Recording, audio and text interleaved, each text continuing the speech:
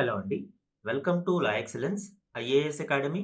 ఈరోజు మనం జూన్ 23 నాటి ఈనాడు న్యూస్ పేపర్లోని ఇంపార్టెంట్ కరెంట్ అఫైర్స్ గురించి డిస్కస్ చేద్దామండి. బిఫోర్ దట్ మనము ప్రీవియస్ క్లాస్లో ఇచ్చిన క్వశ్చన్ గురించి చూద్దాము. E100 ఇంధనానికి సంబంధించి క్రింది ప్రకటనలను పరిగణించండి. లాస్ట్ క్లాస్లో మనము E100 ఫ్యూయల్ వాడకం సాధ్యమేనా అని ఒక ఆర్టికల్ని డిస్కస్ చేయడం జరిగింది. రీసెంట్గా కేంద్ర మంత్రి నితిన్ గడ్కరీ గారు E100 ఫ్యూయల్ వాడకానికి సంబంధించిన ఒక ఫైల్ మీద సంతకం చేశారు. సో భవిష్యత్తులో E100 ఫ్యూయల్ రోల్అవుట్ అనేది క్రమేపీ విస్తరిస్తూ ఉంటుంది. సో ఈ నేపథ్యంలోనే ఈ క్వశ్చన్ ఇచ్చాను అండి. ఇక్కడ 3 స్టేట్మెంట్స్ని ఇవ్వడం జరిగింది. కరెక్ట్ స్టేట్మెంట్ని ఐడెంటిఫై చేద్దాం. స్టేట్మెంట్ 1 చూడండి. E100 సాధారణంగా రసాయనికంగా 100% ఇథనాల్ కాకుండా దాదాపు స్వచ్ఛమైన ఇథనాల్ ఇంధనం. E100 అంటే ఇక్కడ 100 అనే పదమే మనకి సూచిస్తుంది. ఇథనాల్ బ్లెండింగ్ ప్రోగ్రాంలో ఇథనాల్ని మనము పెట్రోల్తో మిక్స్ చేయడం జరుగుతుంది, బ్లెండ్ చేయడం జరుగుతుంది. ఫర్ ఎగ్జాంపుల్ E20 అంటే 20% ఇథనాల్ ప్లస్ 80% పెట్రోల్. దీనినే మనము E20 ఫ్యూయల్ అని పిలుస్తాం. ఇటీవల E85 కూడా చూసాం. అంటే 85% ఇథనాల్ ప్లస్ 15% పెట్రోల్. ఇప్పుడు E100 అంటే కంప్లీట్గా 100% ప్యూర్ ఇథనాల్ ఇంధనాన్ని వాడడం E100 ఫ్యూయల్ని మనం చెప్పవచ్చు. ఇదే కంటెక్స్ట్లో ఇథనాల్ బ్లెండింగ్ ప్రోగ్రామ్ గురించి కూడా ఒకసారి చూద్దామండి. ఇథనాల్ బ్లెండింగ్ ప్రోగ్రామ్ని మనము 2003లో స్టార్ట్ చేయడం జరిగింది. అయితే నేషనల్ బయోఫ్యూయల్ పాలసీ NBP 2018 ప్రకారం 2030 నాటికి మనము E20ని సాధించాలి అని, అంటే 20% ఇథనాల్ బ్లెండింగ్ని సాధించాలి అని లక్ష్యంగా పెట్టుకున్నాము. బట్ నీతి ఆయోగ్ సూచనల మేరకు దీనిని ప్రీపోండ్ చేయడం జరిగింది. అంటే 2025-26 నాటికే ఈ లక్ష్యాలను సాధించాలి అని మనము టార్గెట్ పెట్టుకున్నాము అండ్ అచీవ్ అయ్యాం కూడా. అందువల్లనే ఇప్పుడు ప్రభుత్వం E85 అండ్ E100 మీద దృష్టి సారించింది. సో ఇక్కడ స్టేట్మెంట్ 1 అనేది కరెక్ట్ అవుతుంది అండి. స్టేట్మెంట్ 2 చూడండి. ఇప్పటికే E20 ఇంధనానికి అనుకూలంగా ఉన్న అన్ని పెట్రోల్ వాహనాలలో దీనిని సురక్షితంగా ఉపయోగించవచ్చు. ఈ స్టేట్మెంట్ రాంగ్ అండి. ఎందుకంటే E20 కంపాటబిలిటీ ఉన్నా కూడా E100 అనేది హైలీ కరోజివ్. ఈ ఇథనాల్ స్టాండర్డ్ రబ్బర్ హాసెస్ని కానీ, ఫ్యూయల్ లైన్స్ని కానీ, అల్యూమినియం పార్ట్స్ని కానీ కరోడ్ చేస్తుంది. అందుకే కరోజన్ రెసిస్టెంట్ ఫ్యూయల్ సిస్టమ్స్ అనేవి అవసరమవుతాయి. Corrosion resistant fuel lines, modified injectors, specialised fuel pumps, dedicated engine calibration. So ఇవన్నీ కూడా మనకి ప్రత్యేకంగా ఈ E100 ఫ్యూయల్ని ఉపయోగించుకోవడానికి కావాల్సి ఉంటుంది. ఈ ఎకో సిస్టమ్ని అంతా మనము డెవలప్ చేయాలి అంటే కొంత సమయము మరియు ఎక్కువ ఖర్చుతో కూడి ఉంటుంది. సో ఇక్కడ స్టేట్మెంట్ 2 అనేది రాంగ్ అవుతుంది అండి. వన్స్ మీకు స్టేట్మెంట్ 2 రాంగ్ అని తెలిస్తే ఆన్సర్ వస్తుంది. ఏ మరియు సి మరియు డి ఈ 3 ఆప్షన్స్ని ఎలిమినేట్ చేయవచ్చు. ఆన్సర్ ఏమవుతుంది? బి 1 అండ్ 3 ఓన్లీ కరెక్ట్ అవుతుంది. ఓకే, థర్డ్ స్టేట్మెంట్ కూడా చూద్దాము. సాంప్రదాయ పెట్రోల్ కంటే ఇది అధిక ఆక్టేన్ రేటింగ్ కలిగి ఉంటుంది. ఆక్టేన్ అండ్ సీటేన్ రేటింగ్స్ గురించి మనము ప్రీవియస్ క్లాస్లో చెప్పుకున్నాము. హై ఆక్టేన్ రేటింగ్ ఉంటే నాకింగ్ తక్కువగా ఉంటుంది, పర్ఫార్మెన్స్ బాగుంటుంది అని చెప్పుకున్నాము. ఇది పెట్రోల్ ఇంజిన్స్కి. ఇక డీజిల్ ఇంజిన్స్కి అయితే C10 రేటింగ్ని చూస్తాము. ఇది రివర్స్లో ఉంటుంది. తక్కువ C10 రేటింగ్ ఉంటే ఇంజిన్ పర్ఫార్మెన్స్ బాగుంటుంది. ఈ E100 ఫ్యూయల్ యొక్క ఆక్టేన్ రేటింగ్ అరౌండ్ 113 RON గా మనం ఇక్కడ చూడవచ్చు అండి. రెగ్యులర్ ఫ్యూయల్స్ యొక్క octane rating around 91 to 95 octane rating ఉంటుంది. So compared to regular conventional fuels E100 fuel యొక్క ఆక్టేన్ రేటింగ్ అధికంగా ఉంటుంది. సో థర్డ్ స్టేట్మెంట్ కరెక్ట్ అవుతుంది అండి. E100 ఫ్యూయల్ యొక్క ప్రధాన అడ్డంకి ఏంటి అంటే ఫ్లెక్స్ ఫ్యూయల్ వ్యవస్థల మీద ఇది ఆధారపడుతుంది. పూర్తి స్థాయిలో ఫ్లెక్స్ ఫ్యూయల్ ఎకోసిస్టమ్ని డెవలప్ చేసినప్పుడే ఇది మనము మొత్తం దేశమంతటా రోల్అవుట్ చేయడానికి అవకాశం ఉంటుంది. ఈరోజు మన ఫస్ట్ ఆర్టికల్ చూడండి. మళ్ళీ బిల్లు సిద్ధం, ఈసారి 133వ రాజ్యాంగ సవరణగా. ఈ ఆర్టికల్ ఇటీవల 131వ రాజ్యాంగ సవరణ బిల్లును మహిళా రిజర్వేషన్ల కోసం తీసుకువచ్చిన కేంద్రం అది వీగిపోవడంతో నూతనంగా ఈ 133వ రాజ్యాంగ సవరణ బిల్లును తీసుకురావడం జరిగింది. దీనిలోని కీ పాయింట్స్ ఇప్పుడు డిస్కస్ చేద్దామండి. చట్టసభల్లో మహిళా రిజర్వేషన్ల చట్టాన్ని అమలు చేయడం కోసం కేంద్ర ప్రభుత్వం చేపట్టాలని భావించిన డీలిమిటేషన్ మళ్ళీ తెర మీదకు వస్తుంది. ఇందుకోసం మరోసారి రాజ్యాంగ సవరణ బిల్లును పార్లమెంటులో ప్రవేశపెట్టేందుకు ప్రభుత్వం కసరత్తు చేస్తుంది.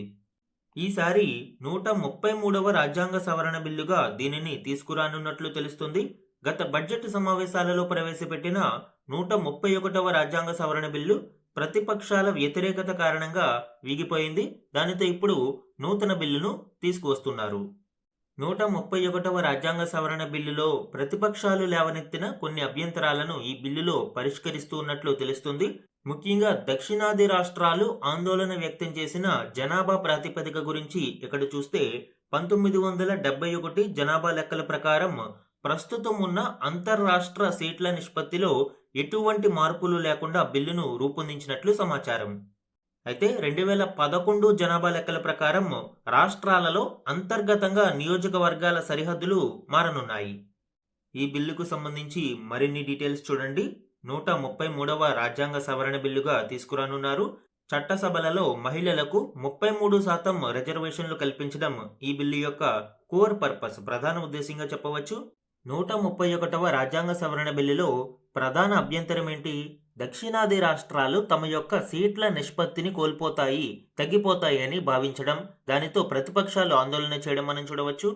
131వ రాజ్యాంగ సవరణ బిల్లు 2011 సెన్సస్ ని ప్రామాణికంగా తీసుకుని సీట్ల నిష్పత్తిని పెంచుతామని ప్రకటించింది. అయితే దీని వలన దక్షిణాది రాష్ట్రాలు గతంలో కుటుంబ నియంత్రణ విధానాలను సంపూర్ణంగా అమలు చేయడం వలన జనాభా క్రమేపీ తగ్గిపోతూ వచ్చింది. ఇప్పుడు 2011 జనాభా ప్రాతిపదికన తీసుకుంటే దక్షిణాది రాష్ట్రాలలో జనాభా తక్కువగా ఉండడంతో సీట్ల నిష్పత్తి తగ్గిపోతుంది అని ఆందోళనలు వ్యక్తమయ్యాయి.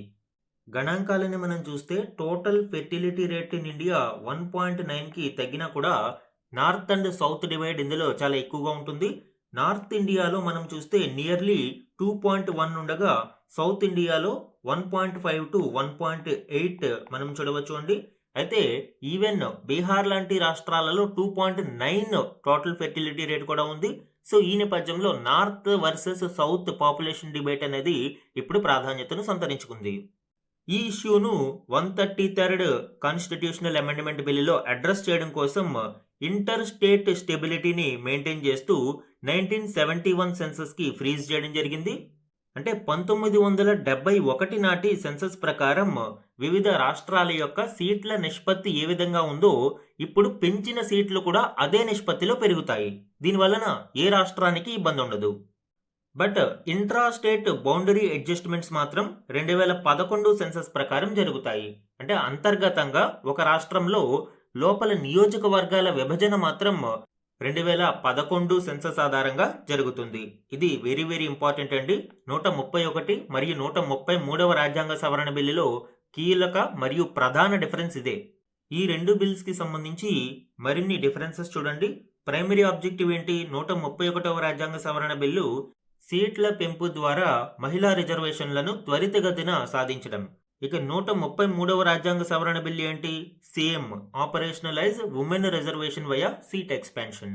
రెండిటికి మేజర్ ఆబ్జెక్టివ్ ఇదే.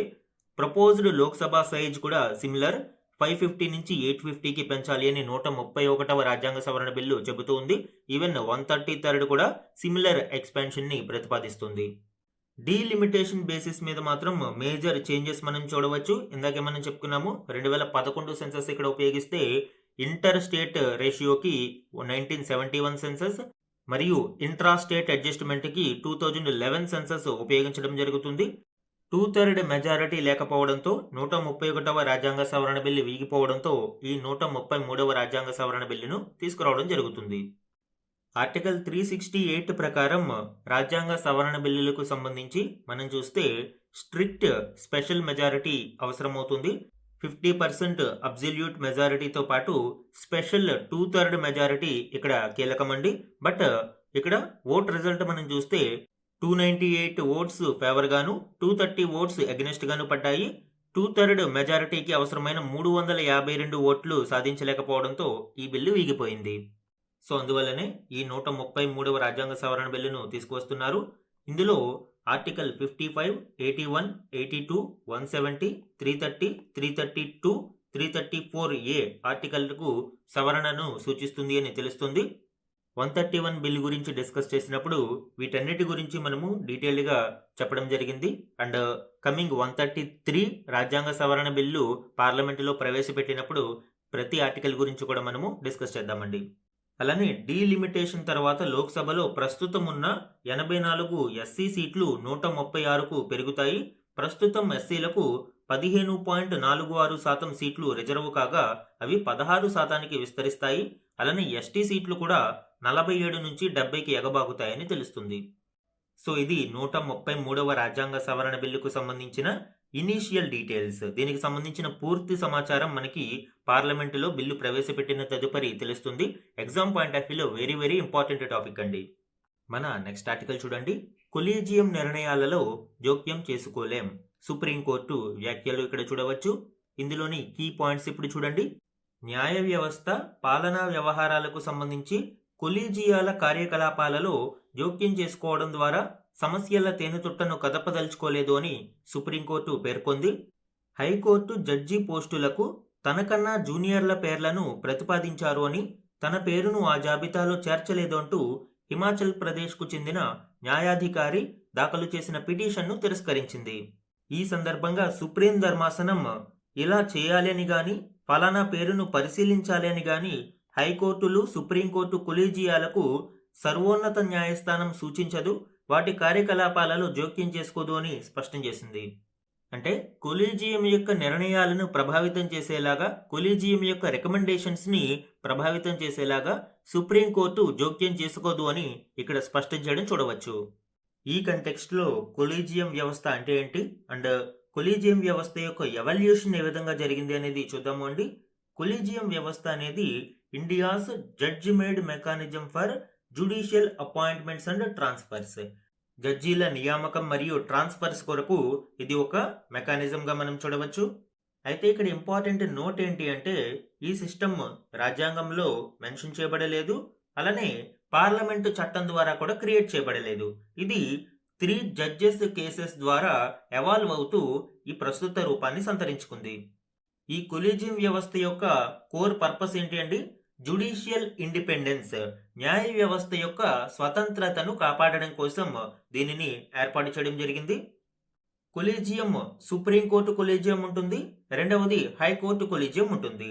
వీటి యొక్క కంపోజిషన్ మనం చూస్తే supreme court collegium chief justice of ఇండియాతో పాటుగా 4 సీనియర్ మోస్ట్ జడ్జెస్ని కలిగి ఉంటుంది. ఈ సుప్రీంకోర్టు కొలీజియం యొక్క కర్తవ్యం ఏంటి? Recommends appointments to the supreme court and transfer of judges of high courts. Supreme court జడ్జిల నియామకానికి సంబంధించి కావచ్చు, మరియు హైకోర్టు జడ్జిల యొక్క ట్రాన్స్ఫర్స్ కి సంబంధించి కావచ్చు, సుప్రీంకోర్టు కొలీజియం భాగస్వామి అవుతుంది. ఇక హైకోర్టు కొలీజియం కంపోజిషన్ మనం చూస్తే చీఫ్ జస్టిస్ ఆఫ్ కన్సర్న్డ్ హైకోర్టుతో పాటు 2 సీనియర్ మోస్ట్ జడ్జెస్ ఈ కొలీజియంలో ఉంటారు. ఇక్కడ initiates recommendations for appointments to its own high court. తన యొక్క ఓన్ హైకోర్టుకి సంబంధించి జడ్జీల నియామకానికి రికమెండేషన్స్ ఇది ఇనిషియేట్ చేస్తుంది. ఈ రికమెండేషన్స్ ఆ రాష్ట్ర గవర్నర్ ద్వారా యూనియన్ లా మినిస్టర్ కి, యూనియన్ లా మినిస్టర్ ద్వారా తిరిగి సుప్రీంకోర్టు కొలీజియానికి వస్తాయి. సుప్రీంకోర్టు కొలీజియం ఈ పేర్లను పరిశీలించి సిఫారసులు చేయడం జరుగుతుంది. ఈ సిఫారసుల మేరకు రాష్ట్రపతి నియామకం చేస్తారు. సుప్రీంకోర్టు కానీ లేదా హైకోర్టు కానీ ఈ రెండిటిలోనూ జడ్జీల నియామకం రాష్ట్రపతి ద్వారానే జరుగుతుంది. అయితే హైకోర్టు అపాయింట్మెంట్స్ కి సంబంధించి 1 మోర్ స్టెప్ ఎక్కువగా మనం ఇక్కడ చూడవచ్చు. Historical evolution of collegium system గురించి చూద్దాము అండి. ఇందులో ఆర్టికల్ 124 మరియు 217 కీలకం. దీని ప్రకారం కన్సల్టేషన్ అనే పదం ఉంటుంది. రాష్ట్రపతి జడ్జీల నియామకానికి సంబంధించి సుప్రీంకోర్టు యొక్క కన్సల్టేషన్ తీసుకోవాలి అని. కన్సల్టేషన్ అంటే ఇక్కడ కన్కరెన్స్ కాదు అని జ్యుడిషియల్ అపాయింట్మెంట్స్ లో ఎగ్జిక్యూటివ్ బ్రాంచ్ యొక్క ప్రైమసీని ఇక్కడ స్పష్టం చేస్తూ సుప్రీంకోర్టు యొక్క రికమెండేషన్స్ ని పాటించాలా వద్దా అనేది ఎగ్జిక్యూటివ్ ఇష్టమని ఇక్కడ తీర్పునివ్వడం జరిగింది. ఫస్ట్ జడ్జెస్ కేసు యొక్క ఇంపాక్ట్ చూడండి. ఎగ్జిక్యూటివ్ కి ఫైనల్ అథారిటీని ఇందులో అంటే గవర్నమెంట్ యొక్క మాటే ఫైనల్ గా ఇక్కడ మనం చూడవచ్చు జ్యుడిషియల్ అపాయింట్మెంట్స్ లో. బట్ 1993 సెకండ్ జడ్జెస్ కేసులో consultation means concurrence. Supreme court recommendations ని పాటించాల్సిన అవసరం ఉంది. అలానే సిజేఐ ఒకరి నిర్ణయమే ఇందులో తీసుకోకూడదు. సిజేఐతో పాటు ఇద్దరు సీనియర్ మోస్ట్ జడ్జెస్ యొక్క కొలీజియం వ్యవస్థను ఏర్పాటు చేసి దాని ద్వారా కన్సల్టేషన్ ని తీసుకోవాలి. ఆ కన్సల్టేషన్ ఖచ్చితంగా పాటించి తీరాలి అని ఇవ్వడం జరిగింది. ఇక్కడ ఇంపాక్ట్ చూడండి, జుడిషియరీకి ప్రైమసీ అనేది ఇవ్వడం జరిగింది. ఇందులో ఇప్పుడు జుడిషియరీ రికమెండేషన్స్ కాదనడానికి ఉండదు. Collegium CJI plus 2 senior most judges ని ఇక్కడ ఏర్పాటు చేస్తారు. ఇక థర్డ్ జడ్జెస్ కేసు 1998లో కొలీజియం ని ఎక్స్పాండ్ చేయడం జరిగింది. CJI plus 4 senior most judges యొక్క కన్సల్టేషన్ ని ఆధారంగా రికమెండేషన్స్ ని తీసుకోవాలి అని. ఇక ఫోర్త్ జడ్జెస్ కేసు 2015కు సంబంధించి చూస్తే అప్పుడు NJAC national judicial appointments commission ని 99వ రాజ్యాంగ సవరణ ద్వారా ప్రభుత్వం తీసుకువచ్చింది. ఇందులో జ్యుడిషియరీతో పాటు ఎగ్జిక్యూటివ్ కి కూడా రోల్ ఇవ్వడం జరిగింది. దానిని స్ట్రక్ డౌన్ చేస్తూ బేసిక్ స్ట్రక్చర్ ని దెబ్బతీసే విధంగా రాజ్యాంగ సవరణ ఉండకూడదు అని సుప్రీంకోర్టు ఆ చట్టాన్ని కొట్టివేయడం జరిగింది. ఆ రాజ్యాంగ సవరణని తొలగించడం జరిగింది. సో దానితో ఎన్జేఏసీని రీప్లేస్ చేస్తూ తిరిగి కొలీజియం వ్యవస్థను అప్హెల్డ్ చేశారు. జ్యుడిషియల్ ఇండిపెండెన్స్ అనేది బేసిక్ స్ట్రక్చర్ లో భాగము. న్యాయ స్వతంత్రత రాజ్యాంగ మౌలిక స్వరూపంలో ఒక భాగంగా ఇక్కడ ఎన్జేఏసీ తీర్పులో సుప్రీంకోర్టు ప్రకటించింది. ఈ విధంగా ఫోర్త్ జడ్జెస్ కేసులో ఎన్జేఏసీని కొట్టివేస్తూ తిరిగి కొలీజియం సిస్టమ్ ని అప్హెల్డ్ చేయడం జరిగింది. సో ఇది historical evolution of collegium system in India. ఇటువంటి కొలీజియం నిర్ణయాలలో సుప్రీంకోర్టు జోక్యం చేసుకోదు అని సుప్రీం ధర్మాసనం రీసెంట్ గా వ్యాఖ్యలు చేయడం చూడవచ్చు. మన నెక్స్ట్ ఆర్టికల్ చూడండి, ఫిర్యాదుల పరిష్కారానికి ఏఐ సహాయం, పెన్షన్ సహాయక్ పోర్టల్ను ఆవిష్కరించిన పిఎఫ్ఆర్డిఏ. ఈ ఆర్టికల్ ఇటీవల నూతనంగా ఆవిష్కరించిన పెన్షన్ సహాయక్ పోర్టల్ కి సంబంధించిన కీ ఫీచర్స్ గురించి వివరిస్తుంది. ఇందులోని ఇంపార్టెంట్ పాయింట్స్ ఇప్పుడు చూద్దాం. పెన్షన్ సేవల్లో విప్లవాత్మక మార్పులు తీసుకుని వస్తున్న పెన్షను నియంత్రణ అభివృద్ధి ప్రాధికార సంస్థ పిఎఫ్ఆర్డిఏ తమ చందాదారుల కోసం కృత్రిమ మేధ ఆధారిత ఫిర్యాదుల పరిష్కార వేదికను ప్రారంభించింది. 22 భారతీయ భాషలలో సేవలందించే ఈ పోర్టల్ ద్వారా పెన్షన్ సేవలు అందరికీ మరింత సులభంగా చేరువ కానున్నాయి. ఫిర్యాదులను తక్షణమే పరిష్కరించేందుకు కృత్రిమ మేధ సాంకేతికతతో కూడిన పిఎఫ్ఆర్డిఏ పెన్షన్ సహాయక్ ప్లాట్ఫారాన్ని తీసుకువచ్చింది. ఇది వివిధ పెన్షన్ సేవలను ఒకే డిజిటల్ వేదికపైకి తీసుకువస్తుంది. పౌర కేంద్రీకృత పాలన అంటే సిటిజన్ సెంట్రిక్ గవర్నెన్స్, డిజిటల్ పరివర్తనలో ఇది కీలక ముందడుగు అని పిఎఫ్ఆర్డిఏ స్పష్టం చేసింది. అలానే గ్రామీణ చందాదారులకి కూడా అర్థమయ్యే విధంగా మాతృభాషలో కేంద్ర ప్రభుత్వం యొక్క భాషిని, ఈ భాషిని అనేది ట్రాన్స్లేటర్ అండి, AI translator.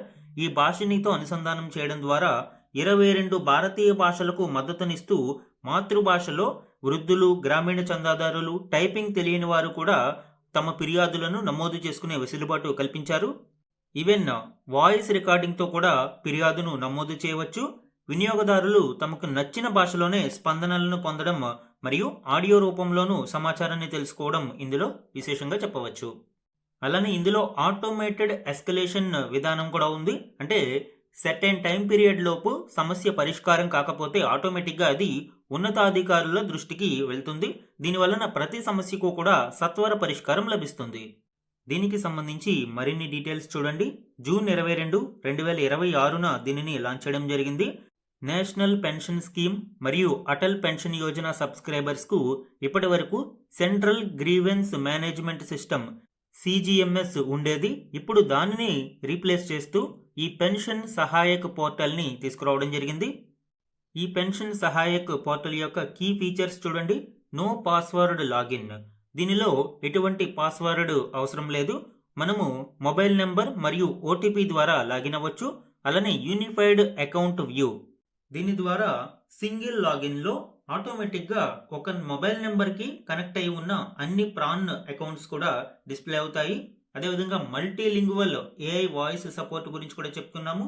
Instant conversational resolution, chat bots ద్వారా కొన్ని క్వెరీస్ ఇన్స్టాంట్గా కూడా బేసిక్ క్వెరీస్ని ఇన్స్టాంట్గా రిజాల్వ్ చేయడం జరుగుతుంది.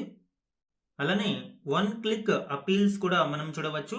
ఓంబడ్స్మన్స్కి కానీ లేదా హయ్యర్ అఫీషియల్స్కి కానీ సింగిల్ క్లిక్ ద్వారా సేమ్ ప్రాబ్లమ్స్ ఏవైతే అన్రిజాల్వ్డ్ ప్రాబ్లమ్స్ ఉన్నాయో వాటిని గ్రీవెన్సెస్ని మనము ఫర్దర్గా ఎస్కలేట్ చేయడానికి అవకాశం ఉంటుంది. అదేవిధంగా ఇన్ కేస్ నిర్ణీత కాల పరిమితి ముగిసిన అన్రిజాల్వ్డ్ క్వెరీస్ ఏవైతే ఉన్నాయో అవి ఆటోమేటిక్గా హయ్యర్ అఫీషియల్స్కి ఎస్కలేట్ అవుతాయి. సింపుల్గా ఈ టోటల్ ప్రాసెస్ ఏ విధంగా వర్క్ అవుతుంది చూడండి. అథెంటికేట్, మీ మొబైల్ నెంబర్ మరియు ఓటీపీ ద్వారా లాగిన్ అవుతారు. అండ్ ఇంటరాక్ట్, ఇక్కడ మీ సమస్యను ఏఐ చాట్బాట్తో ఇంటరాక్ట్ చేస్తారు. అండ్ దెన్ సమస్య అనేది రిజాల్వ్ ఆర్ ట్రాకింగ్ చేయడానికి అవసరమైన గ్రీవెన్స్ టోకెన్ నెంబర్ అనేది ఉంటుంది. సో ఈ టోకెన్ నెంబర్ ద్వారా సమస్య పరిష్కారమైందా లేదా ఎస్కలేట్ చేయాలా, అండ్ టైం పీరియడ్ దాటిపోతే ఆటోమేటిక్గా ఎస్కలేట్ అవుతుందా అనేది చూడాలి. సో ఇది పెన్షన్ సహాయక్ పోర్టల్కి సంబంధించిన కీలక డీటెయిల్స్ అండి. మన నెక్స్ట్ ఆర్టికల్ చూడండి. బ్రహ్మోస్ మరియు ఆకాష్ తీర్పై యుఏఈ ఆసక్తి. ఇటీవల భారతదేశం రక్షణ రంగంలో ఆత్మ నిర్భరతను సాధించడమే కాకుండా మన రక్షణ రంగ ఎగుమతులను గణనీయంగా వృద్ధి చేసుకుంటూ ఉంది. మన రక్షణ ఉత్పత్తులను అనేక దేశాలు కొనుగోలు చేయడానికి ఆసక్తిని చూపిస్తున్నాయి. ఇందులో భాగంగానే ఇప్పుడు భారతదేశం ఉత్పత్తి చేస్తున్న బ్రహ్మోస్ మరియు ఆకాష్ తీర్ ఎయిర్ డిఫెన్స్ సిస్టమ్ మీద యుఏఈ కొనుగోలు చేయడానికి ఆసక్తిని కనబరుస్తుంది. ఇందులోని కీ డీటెయిల్స్ ఇప్పుడు చూద్దాం. పశ్చిమాసియా ఘర్షణల నేపథ్యంలో సైనిక ఆధునికీకరణను యుఏఈ వేగవంతం చేస్తుంది. ఇందులో భాగంగా భారత్ సహా పలు దేశాల నుంచి ఆయుధాల కొనుగోలుకు చర్చలు జరుపుతున్నట్లు తెలుస్తుంది. భారత్ నుండి బ్రహ్మోస్ సూపర్సోనిక్ క్రూజ్ మిజైల్ మరియు ఆకాష్ తీర్ గగనతల ఆదేశిక నియంత్రణ వ్యవస్థలను సమీకరించేందుకు సంప్రదింపులు సాగుతున్నట్లు అధికార వర్గాలు తెలిపాయి. ఇక బ్రహ్మోస్ అనేది రష్యా భాగస్వామ్యంతో మనము రూపొందించిన ప్రపంచంలోనే అత్యంత వేగవంతమైన సూపర్సోనిక్ క్రూజ్ మిజైల్ ఇది. అండ్ ఆకాష్ తీర్ అనేది ఇండిజినస్ గా డెవలప్ చేసిన పూర్తి స్థాయి ఆటోమేటెడ్ గగనతల ఆదేశిక నియంత్రణ వ్యవస్థ. ఇది భారత సైన్యం భాగస్వామ్యంతో భారత్ ఎలక్ట్రానిక్ లిమిటెడ్ అభివృద్ధి చేయడం జరిగింది. ఎస్పెషల్లీ ఆపరేషన్ సింధూర్ తర్వాత ఆకాష్ తీర్ ఎయిర్ డిఫెన్స్ సిస్టమ్ మీద అనేక దేశాలు దృష్టిని సారించాయి. అనేక దేశాలు కొనుగోలు చేయడానికి ఆసక్తిని చూపిస్తున్నాయి. అండ్ గడిచిన దశాబ్దంలో భారతదేశ రక్షణ ఎగుమతులు కూడా గణనీయంగా వృద్ధి చెందడం మనం చూడవచ్చు అండి. 2013-14లో మనం చూసినప్పుడు కేవలం 686 కోట్లుగా భారత రక్షణ ఎగుమతులు ఉండగా 2025-26 నాటికి 38,424 కోట్లకు ఎగబాకడం, ఇక్కడ హ్యూజ్ గ్రోత్ అనేది మనం చూడవచ్చు. అలానే భారత రక్షణ శాఖ ఒక టార్గెట్ను కూడా ఫిక్స్ చేసుకోవడం జరిగింది. 2030 నాటికి మన ఎగుమతులను 50,000 కోట్లకు చేర్చాలి అని ఒక టార్గెట్ను కూడా ఫిక్స్ చేసుకున్నారు. ఈ విధంగా భారతదేశ రక్షణ రంగ ఎగుమతుల వృద్ధి అనేది గణనీయంగా పెరుగుతుంది. మన నెక్స్ట్ ఆర్టికల్ చూడండి. లెబనాన్పై సమన్వయ సెల్ అమెరికా ఇరాన్ నిర్ణయం. ఈ ఆర్టికల్ ఇటీవల పశ్చిమాసియాలో పీస్ టాక్స్ అనేవి ఒక ఒప్పందం MOU కుదుర్చుకున్నారు. ఇటు అమెరికా మరియు అటు ఇరాన్ కూడా వీటి మీద సంతకాలు చేశాయి. అయితే ఇందులో బోన్ ఆఫ్ కంటెన్షన్ గా మిగిలిపోయిన లెబనాన్ మీద ఒక సమన్వయ సెల్ను ఏర్పాటు చేయాలి అని అమెరికా ఇరాన్ నిర్ణయించుకోవడం ఇక్కడ చూడవచ్చు. ఇందులో కీ పాయింట్స్ ఇప్పుడు చూద్దాం. లెబనాన్లో ఇజ్రాయెల్ మరియు హెజ్బుల్లా మధ్య పోరుకు అడ్డుకట్ట వేసి యుద్ధాన్ని పూర్తిగా ముగించాలి అని అమెరికా ఇరాన్ తాజాగా నిర్ణయించాయి. వాటి మధ్య ఘర్షణలను నివారించేలా డీకాన్ఫ్లిక్షన్ సెల్ సమన్వయ సెల్ను ఏర్పాటుకు అంగీకరించాయి. మనకి తెలుసు, మిడిల్ ఈస్ట్లో అనేక రెబల్ గ్రూప్స్కి ప్రాక్సీ వార్ చేయడం కోసం ఇరాన్ ఫండింగ్ మరియు వెపన్స్ని అందిస్తూ ఉంటుంది అని. అందులో భాగంగానే లెబనాన్లో ఉన్న హెజ్బుల్లా గ్రూప్కు ఇరాన్ మద్దతు ఇస్తూ ఉంటుంది. ఈ హెజ్బుల్లా మరియు ఇజ్రాయెల్ మధ్య ఇప్పుడు వార్ సిచ్యువేషన్ జరుగుతూ ఉంది. దీనిని ముగించడానికి డీకాన్ఫ్లిక్షన్ సెల్ని ఏర్పాటు చేయాలి అని అమెరికా ఇరాన్ నిర్ణయించుకున్నాయి. హెజ్బుల్లా అనే కాదు, హౌతీస్ కావచ్చు మరియు హమాస్ కావచ్చు, ఇలాంటి ప్రాక్సీ వార్ గ్రూప్స్కి ఇరాన్ మద్దతు ఇస్తూ ఉంటుంది. అండ్ ఈ డీకాన్ఫ్లిక్షన్ సెల్కి లెబనాన్ ప్రభుత్వం కూడా భాగస్వామ్య పక్షంగా ఉంటుంది. యుద్ధం శాశ్వత ముగింపు కోసం 60 రోజులలోగా తుది ఒప్పందం కుదుర్చుకునే లక్ష్యంతో ఒక రోడ్ మ్యాప్ను కూడా ఇరు పక్షాలు అంగీకరించాయి. స్విట్జర్లాండ్లోని బర్కెన్ స్టాక్ రిసార్ట్ వేదికగా ఇరు దేశాల మధ్య పాకిస్తాన్, ఖతార్ మధ్యవర్తిత్వంతో లేక్ లూస్నర్ శిఖరాగ్ర సదస్సు యొక్క తొలి విడత చర్చలలో సానుకూల పరిణామాలు చోటు చేసుకున్నాయి. ఈ విధంగా పశ్చిమాసియాలో శాంతి ఏర్పడడానికి ప్రయత్నాలు జరుగుతున్నాయి. ఈరోజు వన్ లైనర్ కరెంట్ అఫైర్స్ చూడండి. మనము ఆల్రెడీ నిన్నటి క్లాస్లోను మరియు ప్రీవియస్ క్లాస్లో కూడా ఐఎన్ఎస్ దౌనగిరి, ఐఎన్ఎస్ ఆగ్రాయ్ మరియు ఐఎన్ఎస్ సంశోధక్ గురించి డీటెయిల్డ్గా డిస్కస్ చేయడం జరిగింది అండి. జూన్ 21, 2026న కోల్కతాలో ప్రధాని నరేంద్ర మోదీ గారి చేతుల మీదుగా ఈ నావల్ షిప్స్ను జాతికి అంకితం చేయడం జరిగింది. ఇన్ కేస్ ఎవరైనా క్లాసెస్ మిస్ అయ్యి ఉంటే ప్రీవియస్ క్లాసెస్ ఒకసారి చూడండి. Next one, the union government has reappointed solicitor general Tushar Mehta for a further period of 3 years on 21st June 2026.